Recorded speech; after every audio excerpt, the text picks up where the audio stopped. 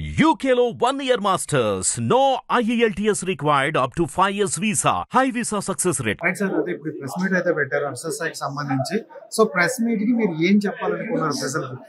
Sir, ఈ press meet పెట్టడానికి ముఖ్య ఉద్దేశం ఏంటంటే, ఇప్పటి వరకు ప్రెస్ లో మాకు చాలా సపోర్ట్ చేశారండి. హర్షసాయి చేసిన అరాచకాలను బయటికి తీసుకొని వచ్చారు, తన ఇల్లీగల్ బెట్టింగ్ మాఫియాను బయటికి తీసుకొని వచ్చారు, తన బెట్టింగ్ యాప్స్ ప్రమోట్ చేసి ఎంతమంది జీవితాలు నాశనం చేశారో మీరు బయటికి తీసుకొని వచ్చారు. ఇంకా తను చేసిన దారుణాన్ని మీరు బయటకు చూపించగలిగారు. కానీ తనకు సంబంధించిన కొన్ని పెయిడ్ ఛానల్స్ ఏవైతే ఉన్నాయో, తన ఆడియోస్ రిలీజ్ చేయడం, విక్టిమ్ కి సంబంధించినటువంటి దాన్ని బేస్ చేసుకొని కొన్ని కథనాలు ప్రచురించడం జరిగింది. దానికి సంబంధించి మేము న్యాయ పోరాటంగా హైకోర్టుని ఆశ్రయించడం జరిగింది. హైకోర్టు ఇంటర్మ్ ఆర్డర్ ఇచ్చింది.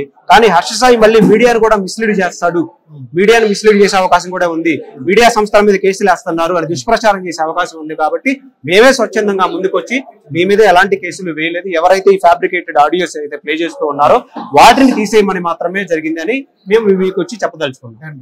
విక్టిమ్ సంబంధించిన కొన్ని ఆడియోలు వీడియోలు వచ్చాయన్నారు, అలాగే అర్ససాయికి సంబంధించిన ఆడియోలు కూడా కొన్ని వచ్చాయి. సో విక్టిమ్ సంబంధించిన ఆడియోలు అర్ససాయి రిలీజ్ చేశాడు అనుకోవచ్చు. మరి హర్షసాయికి సంబంధించిన ఆడియోలు ఎవరు రిలీజ్ చేశారు? హర్షసాయికి సంబంధించిన ఆడియోలు, హర్షసాయి ఇక్కడ అక్యూజ్డ్ అండి. అక్యూజ్డ్ కి సంబంధించిన ఆడియోని ఎవరైనా రిలీజ్ చేయొచ్చు, మీరు రిలీజ్ చేయొచ్చు, ఇంకొకరు రిలీజ్ చేయొచ్చు. హర్షసాయి అతను అక్యూజ్డ్ గా ఉన్నాడు కాబట్టి అతను ఏంటో ప్రూవ్ చేయాలన్న ఉద్దేశంతో తన betting illegal betting apps promote చేశాడు. ఆ ప్రమోట్ చేసిన వాళ్ళు కూడా రిలీజ్ చేసి ఉండొచ్చు. డెఫినెట్ గా ఉండిద్ది అవకాశం. ఇక్కడ అతనేం బాధితుడు కాదు కదా, అతను అక్యూజ్డ్. ఇక్కడ విక్టిమ్ కంటూ చట్టాల ప్రకారం కొంత ప్రొటెక్షన్ ఉంది, బాధితురాలకు ఉంది. చట్ట ప్రకారంగా తన నేమ్ తీయకూడదు, విక్టిమ్ కి సంబంధించిన నేమ్ తీయకూడదు, విక్టిమ్ కి సంబంధించిన ఫేస్ అనేది ఇవ్వకూడదు, విక్టిమ్ కి సంబంధించిన ఆడియోస్ కానీ ఇవి కానీ వీటిని చేయకూడదు అనేటువంటి గైడ్ లైన్స్ మనకు చట్టాలు చెప్తున్నాయి. అక్యూజ్డ్ కి సంబంధించింది ఏది ప్లే చేయకూడదు ఎక్కడా లేదు. మీరు కథనం ఏంటి హర్షసాయి మీద ఎవరైనా క్వశ్చన్ చేస్తారా? మిమ్మల్ని వెళ్ళే అవకాశం లేదు కదా అతనికి. అండ్ ఇప్పుడు చూసుకుంటే అంటే మనం ఇలాంటి కేసెస్ చాలా కేసెస్ వస్తున్నాయి. అంటే ఇప్పుడు సెలబ్రిటీ హోదాలో ఎవరున్నా వాళ్ళ మీద కేసులు పెట్టడం అనేది కొన్ని రెగ్యులర్ గా జరుగుతున్నాయి అనమాట. ఆ విధంగా జరిగే అంటారు. నిజంగా అన్యాయం జరిగిందా, లేకపోతే ఇన్ని రోజులు ఎందుకు బయటికి రాలేదు వీళ్ళు? నిజంగా అన్యాయం జరగకపోతే సెలబ్రిటీ స్టేటస్ అనేది ఒక హర్షసాయికి లేదు, ఈ ప్రొడ్యూసర్ కి ఉన్నారు. ప్రొడ్యూసర్ అంటే సినిమా మీద పెట్టుబడి పెట్టేవాళ్ళు. వీళ్ళు ఇండస్ట్రీలో 2014 నుంచి ఉన్నారు.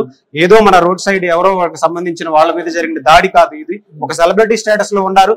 ఆ అమ్మాయిని ఎంత మానసిక వేదనకి గురి చేస్తే ఈ రోజు బయటకు వచ్చి సమాజంలో తను ఒక స్టాండ్ తీసుకున్నది మనం ఆలోచించాలా. తను ఎంత నమ్మించాడు, తను ఇప్పుడు రిలీజ్ చేసినటువంటి ఆడియోస్ కూడా ఏవైతే ఉన్నాయో ఇతను ఎక్కడా మాట్లాడకుండా ఇతను ఒక విశ్వామిత్రులాగా ఏదో సైలెంట్ గా ఉంటున్నట్టు, ఇది చాలా ఇంటెన్షన్ గా క్రియేట్ చేస్తున్నట్టు న్యాయస్థానానికి అర్థం అవుతుంది, ప్రజలకి అర్థం అవుతుంది.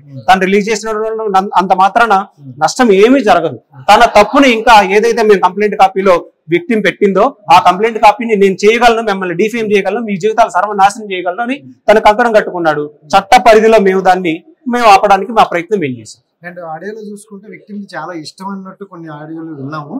అంటే ఎండ్ ఆఫ్ ది డే ఏంటి వీళ్ళు అంటే మళ్ళీ పెళ్లి చేసుకోవాలనుకుంటారా, లేకపోతే తనకి శిక్ష పడాలనుకుంటారా, లేకపోతే ఏంటి ఏం జరగాలి? మీకు క్లారిటీగా చెప్పాను, అతనికి శిక్ష పడాలి అనే బాధితురాలు కోరుకుంటుంది. పెళ్లి అనే ప్రపోజల్ లేదు. అతను నమ్మించి మోసం చేసి తను వాళ్ళ చేత ఇన్వెస్ట్మెంట్ పెట్టించి వాళ్ళని శారీరకంగా వాడుకొని, మానసికంగా వాడుకొని, వాళ్ళని హింసించి, వాళ్ళని డిఫేమ్ చేసి ఈ స్టేజ్కి వచ్చిన తర్వాత బాధితురాలు నేను వెళ్ళి పెళ్లి చేసుకుంటాను ఎక్కడ అనదు.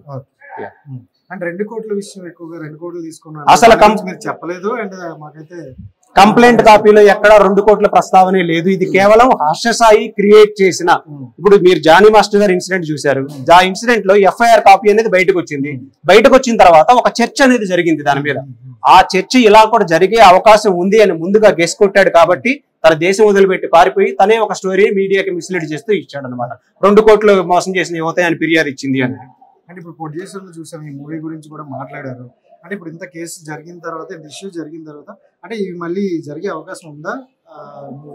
ఆ మూవీకి సంబంధించి నేను మాట్లాడినండి. ఆ మూవీ జరగదు. తన్ని పెట్టి జరిగే పరిస్థితి కూడా లేవు. నష్టపోయిన కాడికి వీళ్ళు నష్టపోయారు. వీళ్ళు రోడ్డు మీదకి లాగేసేసారు. వీళ్ళు ఇంకా దీన్ని ఇప్పుడు కూడా వాళ్ళ సమాజంలో ముందుకొచ్చి వాళ్ళు తనకు న్యాయం జరగాలని కోరుకుంటున్నారు. అది డబ్బు పరంగా కాదు, అతనికి శిక్షణ పడాలని మాత్రమే కోరుకుంటున్నారు. స్పెషల్ గా ఈ కేసును మీరు ఒప్పుకోవడానికి స్పెషల్ రీజన్ ఏంటి? యాక్చువల్ గా యువ సామ్రాట్ అనే వ్యక్తిని ఇతను 3 తప్పుడు కేసులు పెట్టాడండి హర్షసాయి. కేవలం బెట్టింగ్ మాఫియా గురించి మీరు ఇతను మాట్లాడుతున్నాడు కాబట్టి యువ సామ్రాట్ రవి అనే వ్యక్తి అతని మీద నేను చిలకలగూడలో ఒక ఇంట్లో ఉంటున్నాను, నా ఐడెంటిటీ యూజ్ చేసుకొని ఇతను నన్ను డిఫేమ్ చేస్తున్నాడని CCS లో కంప్లైంట్ ఇచ్చింది. హర్షసాయి ఎక్కడ ఉంటాడు? మీ అందరికీ తెలిసి ఎక్కడ ఉంటాడు? చిలకలగూడలో ఒక ఇంట్లో ఉంటాడా? ఉండడు. విజయనగరంలో ఉంటాడు. లేకపోతే ఇక్కడ ఎతనే చెప్తాను స్టార్ హౌస్ లో ఉంటానని. కానీ చిలకలగూడలో ఒక చిన్న ఇంట్లో నేను పెంట్ హౌస్ లో ఉంటున్నానని చెప్పి యువ సామ్రాట్ రవి అనే వ్యక్తిని తన జీవితాన్ని ఒక ఐటీ ఎంప్లాయీని నాశనం చేయడం కోసం ఒక తప్పుడు కేసు పెట్టాడు. ఇక్కడ అటెంప్ట్ ఫెయిల్ అయిపోయింది. అతన్ని అనాథరైజర్ గా 10 గంటలు డిటైన్ చేసి తన మొబైల్ సీజ్ చేసి ల్యాప్టాప్ సీజ్ చేసి ఒక ఐటీ ఎంప్లాయీ మీద కేసు పెట్టించిన వ్యక్తి హర్ష సాయి. అలాగే ఇక్కడ ఫెయిల్ అవడం వల్ల మళ్ళీ వైజాగ్ వెళ్ళిపోయి తను పింకీ అనే తన గర్ల్ ఫ్రెండ్ ని పెట్టుకుని తనతో ఒక కేసు పెట్టడం జరిగింది. మళ్ళీ తన మీద ఒక డిఫర్మేషన్ కేసు. అంటే నీ గురించి కేవలం ఒక బెట్టింగ్ యాప్స్ ప్రమోట్ చేయొద్దని చెప్పినందుకు ఒక వ్యక్తి జీవితాన్ని నాశనం చేయడానికి నువ్వు కంకణం కట్టుకున్నావే, నువ్వు ఇంత పెద్ద క్రైమ్ చేస్తున్నావు. వీళ్ళని ఏ స్థాయిలో నువ్వు హింసించుంటావు? నా దగ్గర కొన్ని మీడియా సంస్థలు చెప్తున్నాడు నా దగ్గర 9 హార్డ్ డిస్కులు ఉన్నాయని. ఏమున్నాయా 9 హార్డ్ డిస్కులో? ఆడపిల్లల జీవితాలు ఉన్నాయా? ఆడపిల్లల చిత్రాలు ఉన్నాయా? ఎంతమంది ఉంటాయి మీకు తెలీదా? ఒక మెమరీ కార్డులో ఎన్ని ఆడియో రికార్డింగ్స్ ఉంటాయో? ఒక మెమరీ కార్డులో ఒక వ్యక్తికి సంబంధించిన జీవితం మొత్తం సంబంధించిన ఆడియో రికార్డింగ్స్ స్టోర్ చేయొచ్చు. కానీ 9 హార్డ్ డిస్కులు ఉన్నాయి అన్నాడే. ఈ 9 హార్డ్ డిస్కులో ఎంతమంది ఆడపిల్లల జీవితాలు ఉన్నాయో అవి పోలీసు వారు సీజ్ చేసి అవి బయటకు వస్తాయన్న ఉద్దేశంతో అతను దేశం వదిలిపెట్టి పారిపోయాడు. అంటే మీరు ఒప్పుకోవడానికి మెయిన్ రీజన్ ఇవన్నీ చెక్ చేసి ఒప్పుకున్నారు? చెక్ చేయి కాదండి. ఆ యువ సామ్రాట్ రవి అనే వ్యక్తి నా క్లయింటే. అతన్ని 3 సందర్భాల్లో నేను చూసా. ఇతను ఎంత ఇన్ఫ్లుయెన్స్ చేయగలడు, అధికారులు ఎంత ఇన్ఫ్లుయెన్స్ చేయగలడు, తన సిస్టమ్ ని ఎలా వాడుకోగలడు, తను ఏ స్థాయికి దిగజారగలడు అనేది నేను చూశాను. నేను ఎలా నిలబడ్డాను చూశాను. మా మీద కూడా అంటే వీడు ఎక్కడ ఉంటాడు ఈ అడ్వకేట్, ఎలా బెదిరించాలి, ఈ ప్రయత్నాలు కూడా జరిగినాయి. మేము ఎక్కడా భయపడే పరిస్థితి లేదు. చట్ట పరిధిలో అన్ని జరిగినాయి. ఇవన్నీ జరిగినాయి.